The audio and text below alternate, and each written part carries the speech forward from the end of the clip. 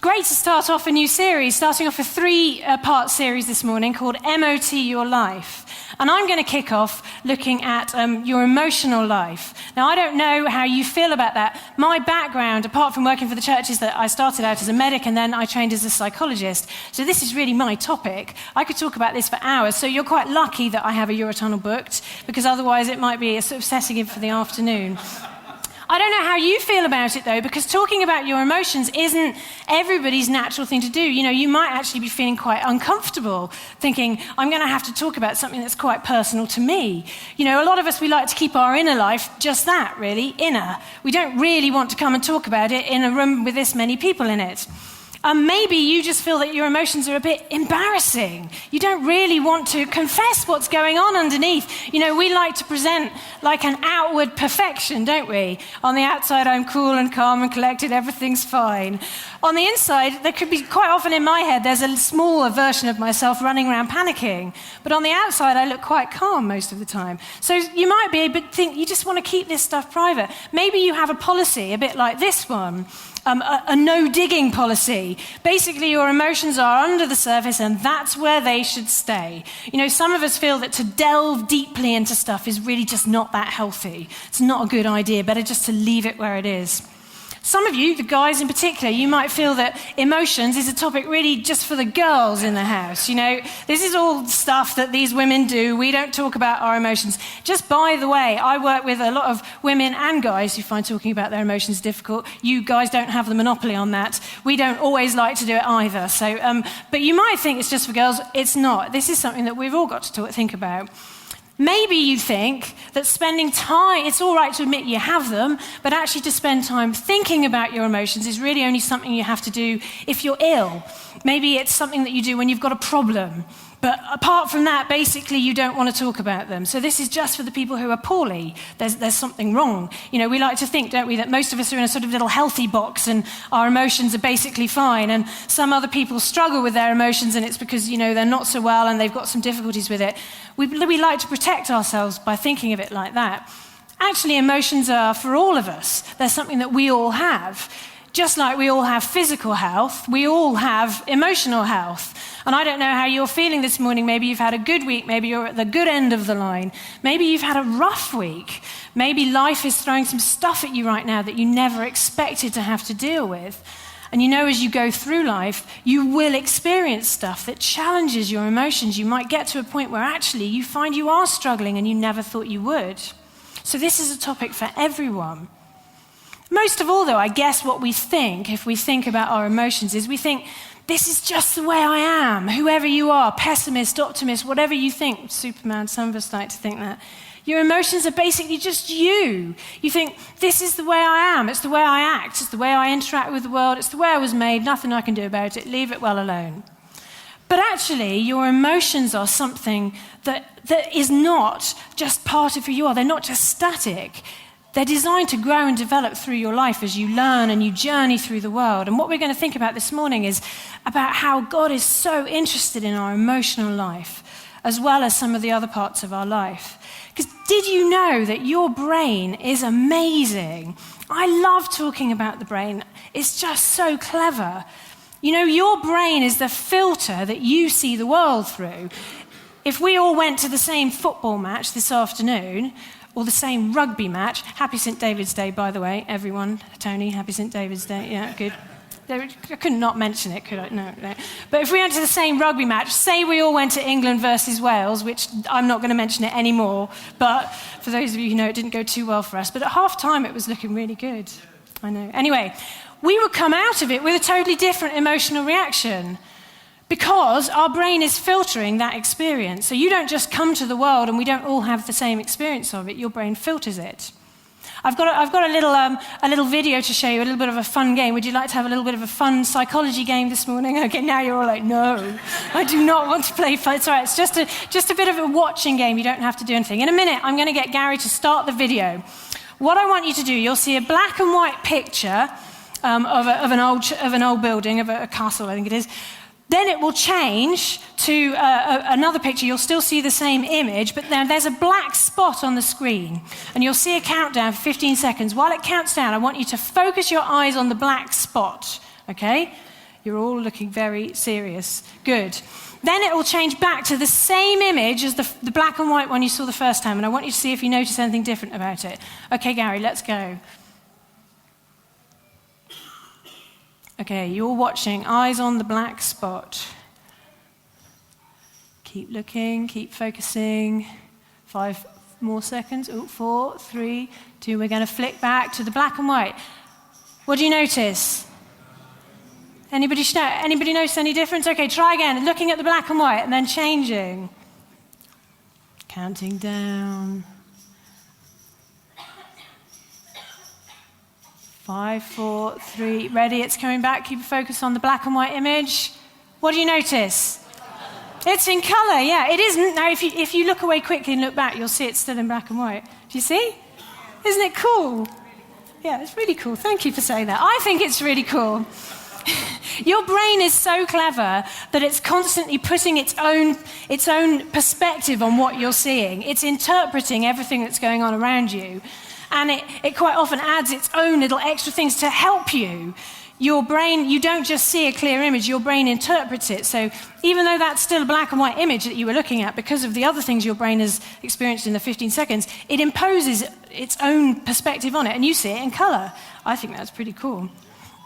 And you know, your brain is so complex. If you get your brains out, which is generally not advised, but they're basically just a lump of sort of squashy grey stuff. The time I spent doing dissection of the brain was not the most exciting period of my life when I was a medic, because it basically all looks the same, and you just have to sound excited when you're looking at things. But this is amazing. Did you know how many cells are in your brain?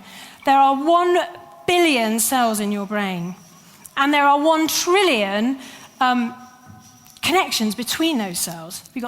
That's a lot of noughts. I had to look that up to make sure I got the right number of noughts.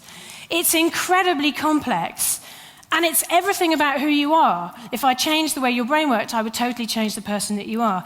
And yet we look at it and we look at emotions and we think there's some kind of, oops, God forgot to think about that thing that we'd be better off not to have. We like to think that we'd be better off without our emotions. But they're part of the way that God designed your brain. And when we look at the psalm, where the psalm is saying, I praise you because we're wonderfully made. Your works are wonderful, I know that full well. I always think of the brain, of how incredibly complex it is, and how amazing it is that it works. It just works, all the stuff that it does. So your emotions are part of the way that your brain was designed. They're not an afterthought or a sort of unfortunate side effect of it. But there's something else about your emotions, about why they're so important.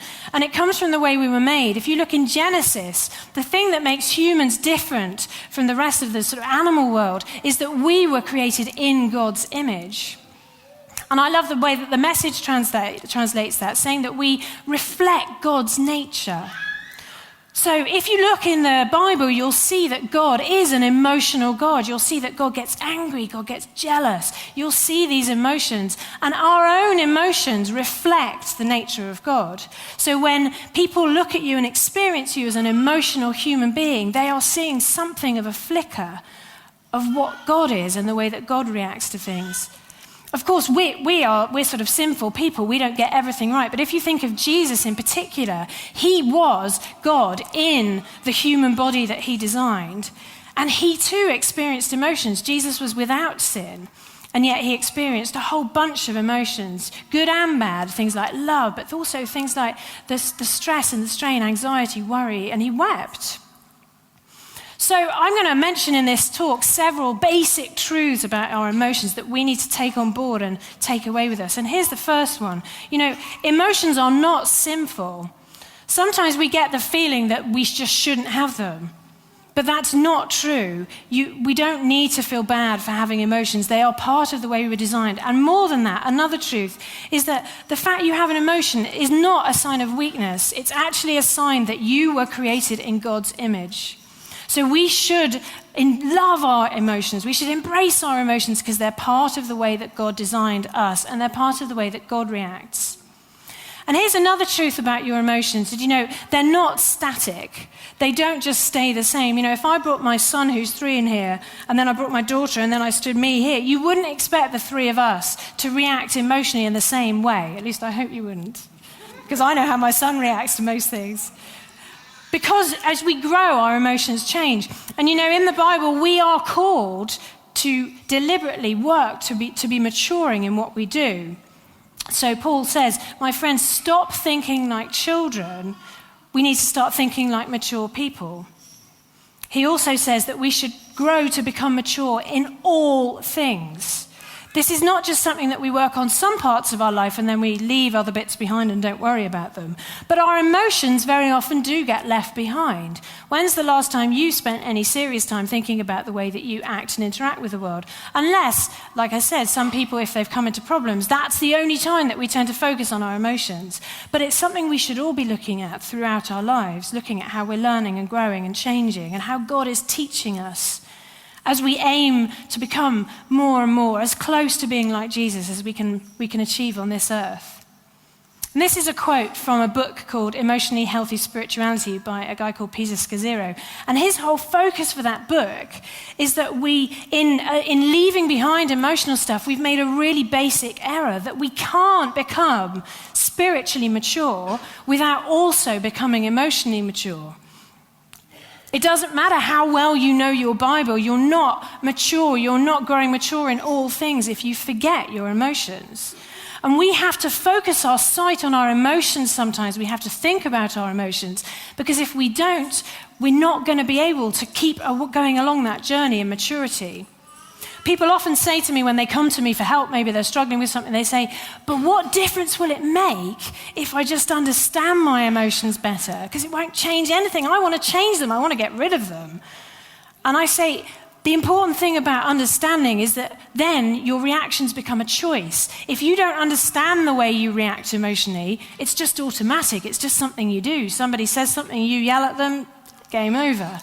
If you understand more about why you react the way you are, if you're thinking about it, then you have the option to maybe think about doing it differently. And that's why this stuff is so key. So that's why I'm going to be focusing on it this morning and talking about emotions. And for those of you who think that maybe this isn't for you, I'm going to push you on that because I think it's for all of us. We can all benefit from thinking about the way we react. So what I want to do is I want to read to you a story that's from the Old Testament, and I'm going to use this as it's a fantastic example of emotional maturity and perhaps the difference between how somebody who's more emotionally mature reacts compared to some other people. So this story is from 1 Samuel. I'm going to read it to you. If you've got Bibles, you can look it up. It's in the Old Testament, nearish to the beginning, but about 5 or 6 books in. So do have a look. If you've got your phone, you can just type in 1 Samuel, and it just pops up. Or you can just read it off the screen. So this is a passage in David's life. David is the leader who God has chosen to lead his people. Slightly inconveniently, there is somebody else, a king called Saul, who thinks he's leading God's people, but we'll come to that in a bit. But this is a story from David's life. So it says, David and his men reached Ziklag on the 3rd day. Now the Amalekites had raided the Negev and Ziklag. They had attacked Ziklag and burned it and taken captive the women and everything else in it, both young and old. They killed none of them, but carried them off as they went on their way. When David and his men reached Ziklag, they found it destroyed by fire and their wives and sons and daughters taken captive. So David and his men wept aloud until they had no strength left to weep. David's 2 wives have been captured, Ahinoam of Jezreel and Abigail, the widow of Nabal of Carmel. David was greatly distressed because the men were talking of stoning him. Each one was bitter in spirit because of his sons and daughters. But David found strength in the Lord his God. So I'm going to take a minute, let's pray, and then we're going to look at that passage in more detail. Father God, we praise you for the way you've created our brains. We proclaim that you are God and that every part of the way we were created is deliberate. And Lord God, we praise you for our emotions and we worship the image that they give us of who you are and the way you respond to us and the world that we live in. So Lord God, we ask that you would be with us now. Father God, bless my words. I pray that you would speak through me, that people would hear the things that they need to hear this morning. In Jesus' name, amen. So, the story. Maybe I've been watching too much 24, but I feel like I need one of those recaps.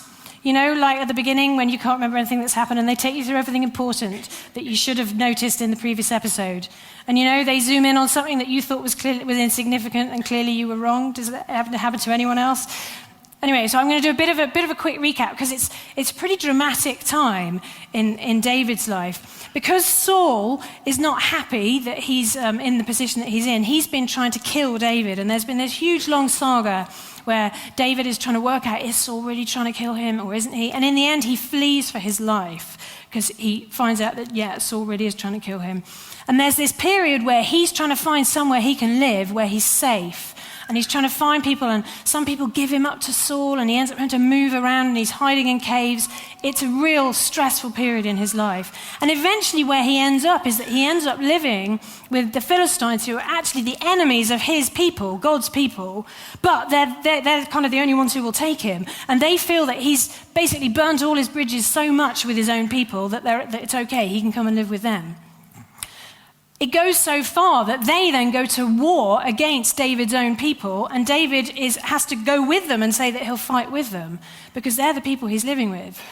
But actually he gets to the battlefield and they all say, "Are you kidding me?" Because basically the minute we start, you're just going to change sides. So they send him back.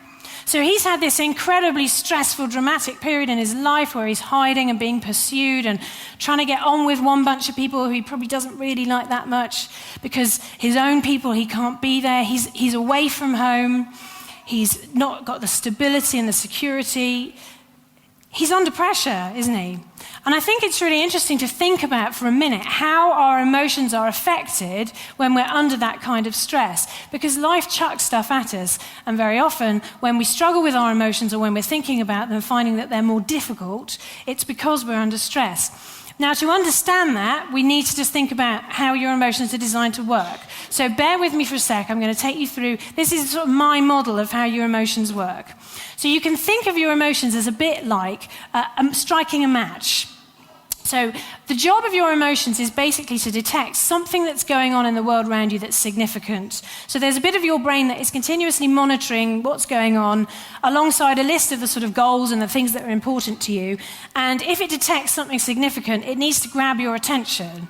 So maybe you've got nipped across to post a letter outside church and you've stepped out into the road and there's a bus coming or a big lorry and your brain detects that kind of interferes with your goal of staying alive. So it needs to grab your attention. This is when it triggers an emotion. And emotions have lots of components, but one of their jobs is to get your attention. So particularly the more negative emotions, they're associated with feeling quite uncomfortable, aren't they? Because their job is to get you thinking, well, hang on, what's going on? Why do I suddenly feel so uncomfortable? And then the idea is that they trigger the thinking bit of your brain on the top here, to analyze what's going on and think, well, do I need to do something? Yeah, I should probably get out of the road. That would be a good thing to do. And then if you need to take action, you take action. If you don't, then you basically say, thanks very much, emotion, but it's all fine. And when that's happened, the emotion burns out. Just like a match, it comes to the end of its life and it burns out. So you can think of your emotions in their purest sense, the way they were designed to work, as a bit like one of these. Who has one of these in their house? Yeah? Yeah? So what's the job of your smoke alarm? Somebody shout to me. To tell you if there's one. To tell you, yeah, and to tell you because there might be a fire, isn't it? So the job of your smoke alarm is to grab your attention if you might need to do something because there might be a fire. And your emotions are very much like that. They're like the warning light on the dashboard of your car. They're a kind of pay some attention to this situation because it might matter.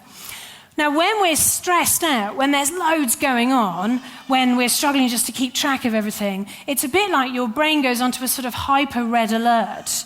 Because there's so much going on, that bit that's monitoring is just so busy keeping up with it all. And so your smoke alarm kind of becomes a bit more reactive. And your emotions are triggered more easily. You'll also find that when they're triggered, they're more powerful. So we all know you've had one of those days, a really bad day, and you walk in and your significant other or one of your kids or whoever's unlucky enough to encounter you says something really minor, like, did you remember to put the dishwasher on this morning, or did you put the bin out? And you lose it. Has anybody ever done that? Just a tiny thing. Because you're on edge. You've already got so much you're thinking about. Your brain is ready to snap. Someone asks you one question, and it's just the end of the final straw. And this is the situation that David's in, because he's been living under a period of sustained stress. He's on edge all the time. And he comes back, probably exhausted because they've been traveling for 3 days with his bunch of men who he's leading, and finds probably the worst kind of disaster that you can find. His camp, where he left it, is gone. It's burned to the ground. His wife, his kids, his wives, he's got 2, they've gone. Be aware, this means he would have looked for bodies to see if they'd killed his family, found none and realized that no, they'd taken them. This is the worst sort of situation.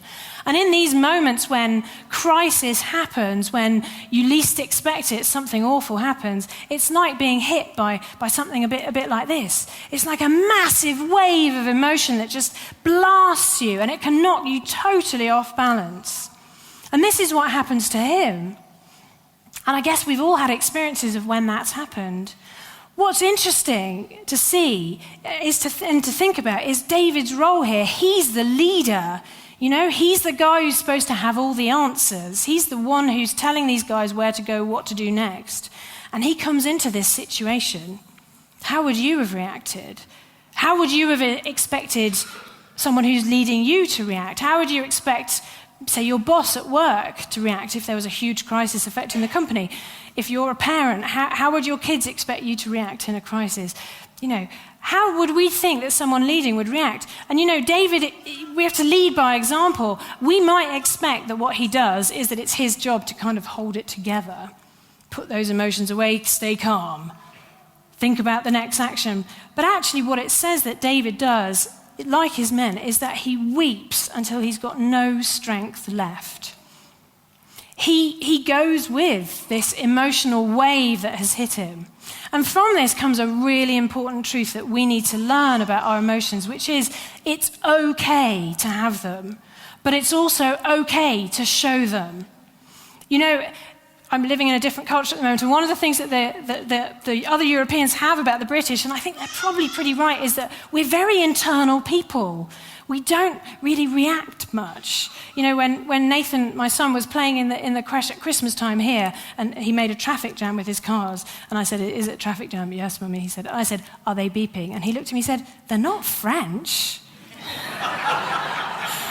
Because in France, if you get stuck in a traffic jam, oh boy, you give it some beeping. And not like little apologetic beeps. You know, you can't beep like an Englishman in France. They just won't pay any attention to you. You've got to really lean into that beep. We don't do that. We're quite apologetic. I'm terribly sorry to have put you out. If you could possibly move, you know, we're much more like that. We're very nice people. But what it means emotionally is that I think we're at risk that we think emotional maturity looks something like this guy, who, of course, sadly died a couple of days ago. So, you know, prayers for him. Not the actual character. You're all like, Spock's dead. No, the person who played him. But, you know, Spock in the films was, and the TV show was all about this guy who had a Vulcan parent and a human parent. So he was human, but without those pesky emotions. And Star Trek again and again, Star Trek is about him coming off better and saving the day because the humans are all flailing around and being ridiculous, and he's calm and cool and thinking. But you know, there are actual studies in medicine and psychology of people who, because of brain injuries or accidents, have lost their normal experience of their emotions, and they don't experience them. So presumably these people are running the world because they're more logical and rational. Interestingly, President Obama frequently gets compared to Spock because people think that he's very cool and calm and collected. But no, the people who've lost their emotions, actually, they can't cope at all. Their lives are completely ruined because they can't make even the most basic decisions. They can't function. They can't have social relationships. It's a total catastrophe. So why do we think that it's better not to show them? It's so weird. You know, I kind of blame this guy. This is Charles Darwin. It's good to blame him for lots of things, I find. Amongst other things, when he went on his voyage and he started to think about evolution and all that sort of stuff, he wrote this book about expression of emotions. And this is what he says in his book, talking about emotions. He says, Englishmen rarely cry except under the pressure of the acutest grief. He says, in some parts of the continent, men shed tears much more readily. The insane notoriously give way to all their emotions. So it's good that we're English and we don't show them. Oh, come on, because it's proving that we're not insane or even worse, continental. I hope none of my French friends listen to this talk. This next quote's from a colleague of mine who wrote a book all about how we process emotion. He says Darwin's hierarchy, his sort of levels of tearfulness basically reads something like this. Number one is the insane, then savages, children, continentals, and then at the bottom, I guess it would be English men. So we've got this impression a little bit that maybe not showing emotion is the right thing. But it's not just our English culture. I think we have to be pushed a bit on our church culture here. You know, I work with Mind and Soul. We're a national organization. We're all about pushing the church to think about emotions and emotional health. And again, what we hear from people is that they feel like in church they shouldn't have them. They feel like they should always have this sort of happy face on. And we've got to break that down because it's not true. And sometimes you can hear things spoken in the church that give that impression. Here's a fantastic lady, Joyce Meyer, who loads of you I know, big fans of, will follow. She's speaking in May at the HTB Leadership Conference. So if you're not there in person, you can watch it online. It's going to be fascinating to hear what she has to say. She talks loads about emotions and how to deal with them and stuff. This is a quote from her. She says that we need to seek God to learn how to manage our emotions and not allow them to manage us. She says we cannot be spiritual and be led by our emotions. Now, she's talking about really unhealthy emotions when they're pushing us in a really bad direction. So listen to me. I know what she's saying, okay? But I kind of don't agree, because I think the risk is that we take a message there and apply it to all of our emotions, and we think we just shouldn't have them. And we feel bad if we have them. And we think that the people who don't have them are the ones that we should be like. This is not the example that David set. He wept until he had no tears left, no strength left. Do you want to know someone else who wept? Jesus wept. And you know, if you read in John 11, this is the story where one of Jesus' friends from a family that he really loved fell ill and then eventually died. If you read that story, what I find so powerful about it is not just that Jesus was moved emotionally, but he had just left that area near Jerusalem because he was in danger there. And he says, I'm going back, I'm going to go and see Lazarus and his family because he's not well. And his disciples are like, seriously, are you crazy? Because they'll kill you if you go back there. Don't go there. And you know, Jesus was God. He could have healed that Lazarus. He could have raised him from where he was. He didn't need to go. Why did he go? Because he loved him. If that's not a story of someone letting his emotions push him, then I don't know what is. So I agree that there are times that we have to be careful about how we respond to our emotions, but here's another truth. Emotional maturity is not about having no emotions. And it's not about not expressing any emotions. It's not about controlling your emotions to the degree that you become some kind of robot Spock who never reacts to anything. But the Bible does say that we need to be careful. Here's a verse in the Bible that demonstrates this, saying, if you are angry with someone, that you are subject to judgment. That's in the NIV. If we look at a slightly different version, it's a bit easier to understand. From the RSV, it says that if you're angry, you're liable to judgment. So what it's saying there is your emotion isn't an excuse. You know, when my daughter loses it and does something crazy and I say to her, what were you thinking? She can't just say, well, I was angry. You don't blame me, I was cross. That's not a sufficient get out for what you do. If we look, here's another message that's interesting, talking about our emotions. From Ephesians here, saying, be angry. There's nothing wrong with being angry, but don't sin. So although we're not told that we mustn't react to our emotions, we are told we need to be careful about how we react to our emotions. So emotional maturity isn't about not having them, but it is about how we respond to them. And you know, I've talked a lot about that we must express them. Don't get me wrong, we can't have a culture where we're all expressing emotion left, right, and center. That's what my son does. You want to find out the impact that has? Come and spend a Sunday afternoon in our house. It's quite loud, and not much gets done. Sometimes we have to stay calm. And as adults, as people who are more emotionally mature, we've gone through this journey of childhood, that's probably one of the key things that we have to learn. A lot of us will maybe live or work in environments where we have to control our emotions. We have to get really good at this. Parents, teachers, people working in caring professions, all kinds of roles where you can't just react in the moment. You have to hold on to it, stay calm, be the adult in that situation. But what David is showing us is that what we don't have to do is put a mask on, that in those moments where our emotions have hit, it's okay to express them, to let them out.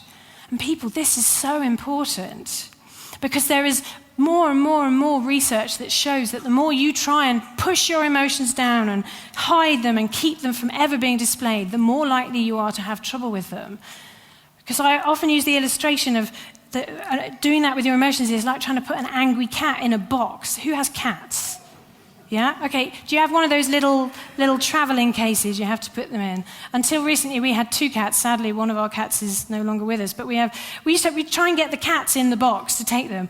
And they don't want to go in there. It's not easy. There's a lot of paws coming out and you just think you've got them in and then the little blighter goes out the side. It takes a long time. Your emotions are a bit like that. If you try and push them down, it takes a lot of time to get them into the box and a lot of energy to keep them there. And although the outside world might not know they're there, you do, because you can hear them meow every once in a while. You know they're there. But more than anything, that's a bad idea because I don't want to be around when you have to let those emotions out. Because at some stage they do have to come out. And by then, they've got bigger and they've got more difficult and they're totally detached from what triggered them, so you don't know where they've come from. And what generally happens is that they ambush you in a moment when you're vulnerable anyway, so you're tired, you're on your own, it's difficult, it's not a convenient time. And you'll have to try and deal with them then. And this is why in the church, we've got to be making sure that we're teaching people good stuff about emotions, but also that we're learning about ours so that we can set an example to other people. Because the world very often teaches people exactly the sort of stuff I've been thinking about. They should be able to never have any emotions. They should be perfect, always happy. If you watched, those of you, I'm showing my age now, I talk about this to young people and they look at me like I'm about 100, but if you watched all the series of Friends, people who watch Friends from the beginning to the end, what I noticed about that is how they hit actually some big life events, around things like infertility and difficult death and bereavement, difficult stuff, and yet they all just laugh it off just like that. It doesn't affect them for a second because they've got their friends in their coffee house. I have great friends and I love to go to the coffee shop, but when I'm having a really rough time, this is not enough.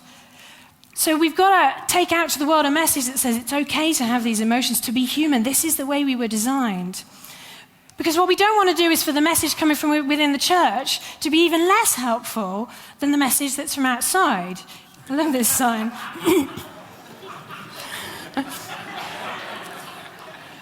And we don't mean to. And I'm talking about the church like globally, because we don't mean to give this message, but it sort of comes out somehow. And maybe it magnifies our basic Englishness, I don't know.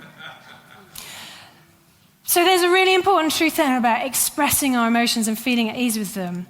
Let's go back to the story. There's another really important point I want to bring out.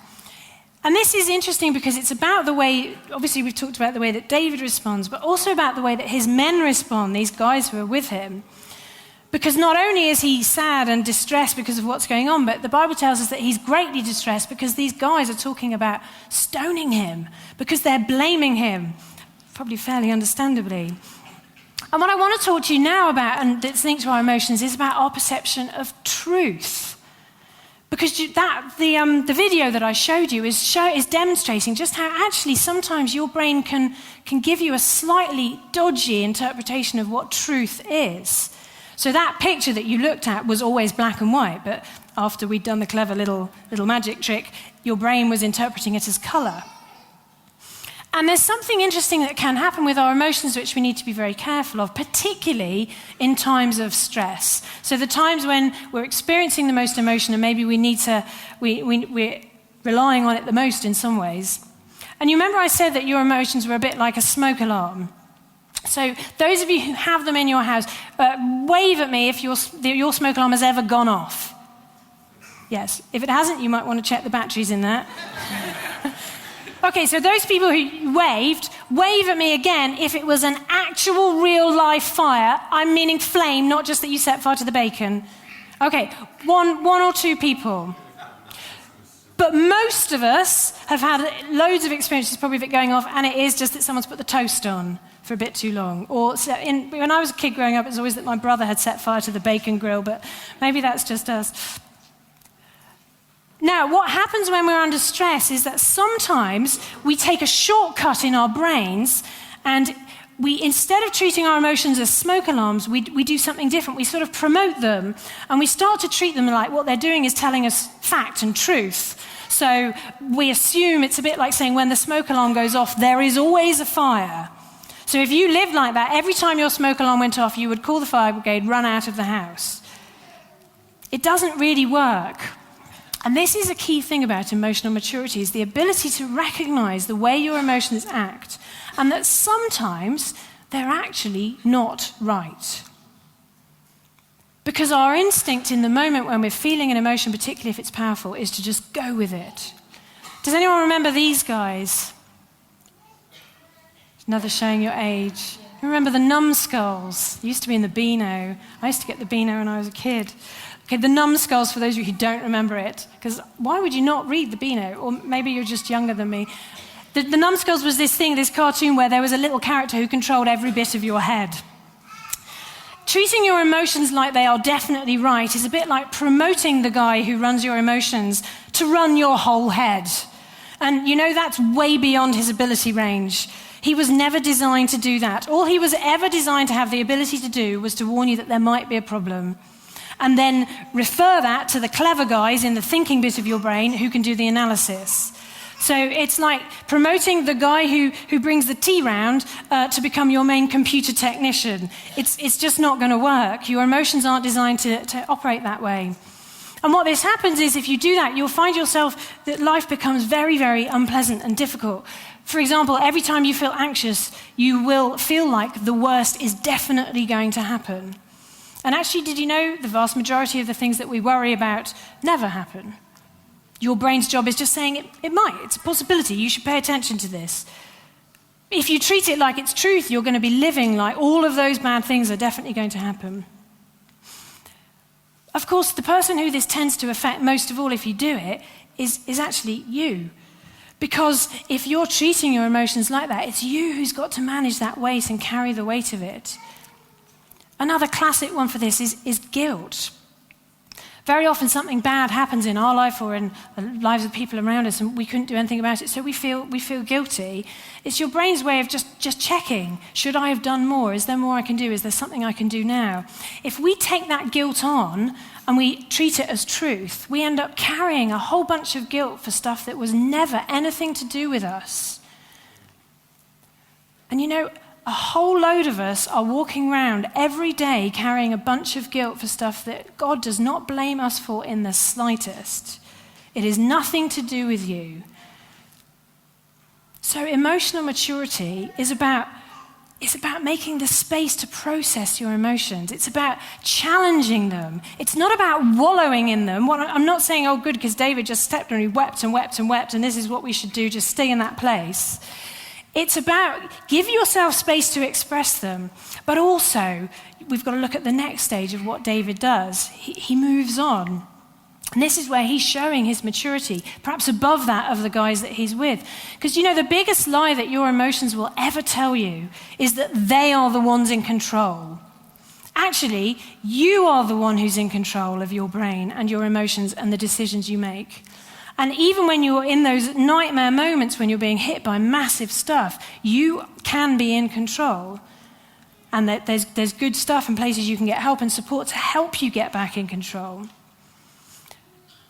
So emotional maturity is something about being confident enough with our emotions to allow ourselves to express them, but also still being in control. We tend to assume, don't we, that if we see someone weeping everywhere, that they've totally lost it, they're out of control. But actually, David isn't in that place at all. He's responding in a mature way. Here's the last thing about the way that David responds, which I think is important to us. What David did after he'd reacted, after he'd gone with his emotion, is he turned to the best possible place. David found strength in his God. Now, that's all quite easy to say. If you're in the middle of an emotional wave right now and somebody says, but you should just find strength in God, you probably want to do some more reacting, maybe a bit of hitting, quick punch to the jaw. How does David do this? And I think there's a couple of key things. The first one is that if you look at David in his life, this is not just something he does in the heat of this moment. This is something that David practices everywhere in his life. He is a guy who prays and praises and turns everything to God all the time. This is why assessing our emotions in the good times is as important, if not more important, as assessing them in the bad times. Because this needs to be our instinct. Because if you don't do it when it's easy, you're going to find it very hard to do it when it's hard, and every instinct is telling you to do something entirely different. So what David does is not out of character for him. This is how we would have expected him to respond. It's what he does with everything. And a lot of the Psalms in the Bible, these are songs or poems of praise, and they're expressing what's going on from the writer's heart. A lot of those are written by David because this is what he does as he's going through life. Whatever he's encountering and experiencing, he turns it back to God. Here's some fantastic words that he writes in one of them. He says, I pray to you, Lord, I beg you for mercy. I tell you all my worries and my troubles, and whenever I feel low, you're there. This is his experience. Interestingly, that psalm was written not so long before this event happened. He was hiding in a cave from Saul. So, this is really where he was at this moment. This is what he does. And we need to get so good at turning things to God that we do it instinctively in the rougher moments. Why? Because it makes all the difference. If we look at the end of the story and see what happens next, we'll see just how important what David did. That sentence that David found strength in, the Lord his God, is like the pivot that this whole story turns on. Because after that, he turns to God and asks God what to do. He says, shall I follow them? Shall I go after them? And God says, yes, you'll capture them. And if you read on in 1 Samuel to see what happens in this story, that's how it turns out. It all ends out okay. They catch them up. They're able to get their families back. They're all okay. It ends up all right. But how easily could this story have gone somewhere totally different? Because of the enormity of the awfulness of what the enemy had thrown at this guy. And because of the weight of his emotions that hit him in the way that they did, because of the responsibility that he had for the people who were relying on him. If he had responded in a different way, this story could have ended really differently. And that, in the end of the day, is why we've got to be good at this stuff emotionally, because we have an enemy too. And ours will try to throw us off course as well.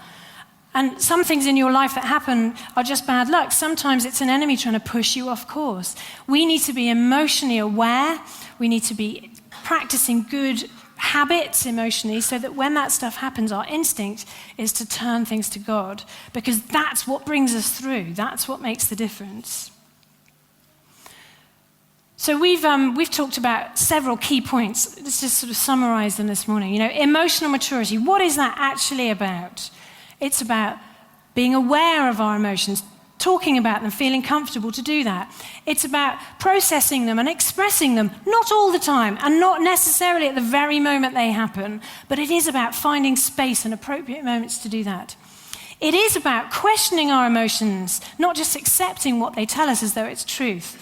And at the end of the day, it's about turning those things to God, turning our emotional reactions in the toughest moments to the one place that can help us to come through with the right solution.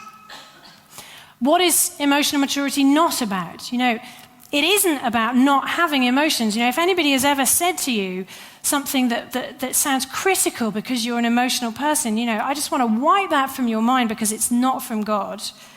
It is okay to have emotions. We don't need to feel bad or guilty or weak because we have emotions. It isn't about suppressing them or never reacting, never responding to them. It's not about separating ourselves off from our emotions. But it's also not just assuming that they equal truth. So we accept them as part of who we're made, but we're aware of how sometimes they can lead us to stuff that isn't so healthy. We are so good, well, some of us are so good, some of us aren't so good, but about thinking about our physical health. We try and stay fit, try and eat the right stuff. We have good moments, bad moments, but we know what we should do. We all think about the things we should be trying to get our 5 a day. We, try to do the right stuff. We think about our physical health all the time. We think about our spiritual health all the time. We talk a lot in the church, are you having your quiet time, reading your Bible, going to your hub, all this stuff that's important to stay connected, to stay spiritually well. When is the last time that you thought about your emotional health? When's the last time that you did something specifically and purely because it's going to be preserving or improving your emotional health or your emotional maturity?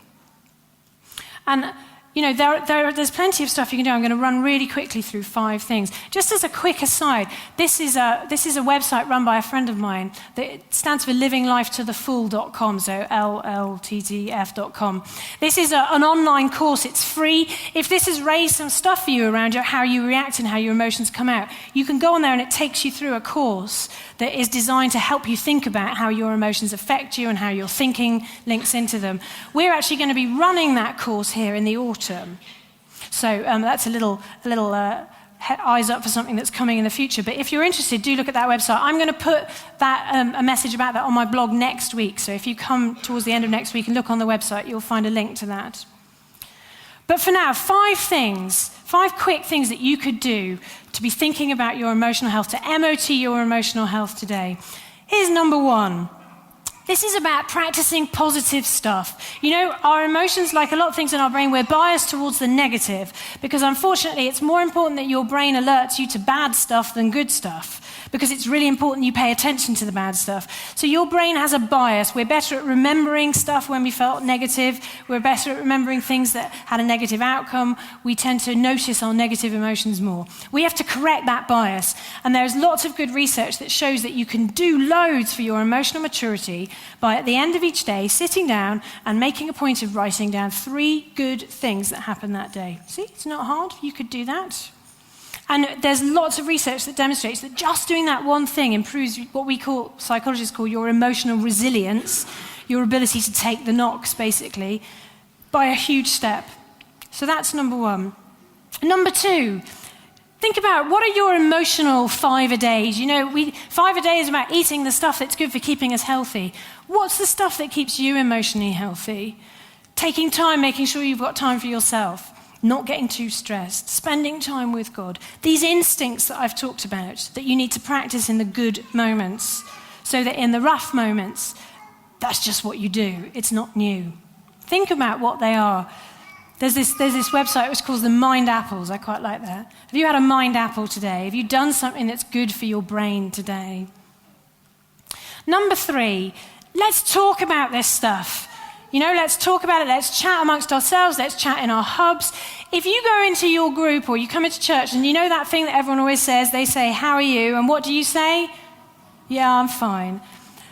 The days when that's totally untrue, I don't mean you have to weep until you have no strength left because, that might alarm them. We are still English.